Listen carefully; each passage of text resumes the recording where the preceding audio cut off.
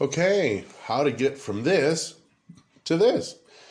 Normally in Mexico, we have really, really good tomatoes almost all year round. They're perfectly delicious, ripe, puffy, you name it. Well, unfortunately, I had to get what I had to get. And this is uncharacteristic of what they look like.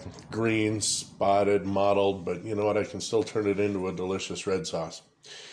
In fact, my trick is that after having washed these and rinsed them off, I'm going to go ahead and put them in a pressure cooker. Pressure cookers are neat. Here I'm going to set it at high, very high pressure if you have an electronic one. If you have a regular one, just toss them in. But this is high pressure, and I'm going to adjust the time to 20 minutes. And I'm going to go ahead and hit the go button there. Alrighty. We're going to go from this to, and I'm about to open the lid, and that. Pressure cooking goes to about 220 degrees Fahrenheit, and at 1 atmosphere, which is where the pressure cooker cooks at, it essentially turns, it essentially becomes like an alcohol. It actually permeates things. It becomes a solvent. So it breaks stuff down. Now, if you want to know why it turns red, look up Alton Brown. He's the science guy for all this kind of cookie stuff, right? And here's something that a lot of people don't do. You make your tomato sauce, and you're like, why is it watery, and how come it's not like the jar? Well, here's the deal. I'm scooping it into the bell of a blender, and watch this little trick here. I really don't know when I picked this up, but it dawned on me that I should be kind of removing as much water as possible. So I've scooped all the tomatoes out into my blender jar. Oops, one fell in. That's fine. What we're going to do is just scoop it up, throw it back in there. All right, perfect.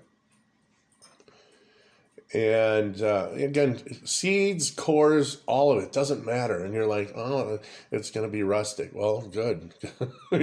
Grandma didn't wait around squeezing seeds out of things. You know what? She kind of threw everything into a jar. You don't have time to do all this stuff. All right, so what I'm doing is pretty much getting rid of all the liquid that I can.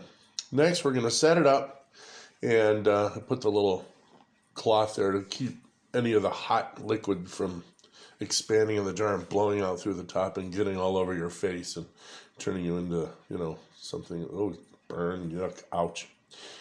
And I didn't even put any oil in the pan. I just poured in my tomato. All right, and you can do the rest of this however you want. I personally added some of the following seasonings. I like pepper, and there it goes. I also like a fair amount of salt, okay? And next, I went ahead and added a pretty good shot of oregano and some other Italian seasonings.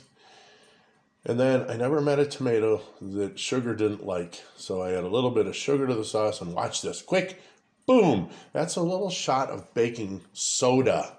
Not baking powder, baking soda. Chef John swears by it. And you know what? I love Chef John. So believe it or not, he's been kind of really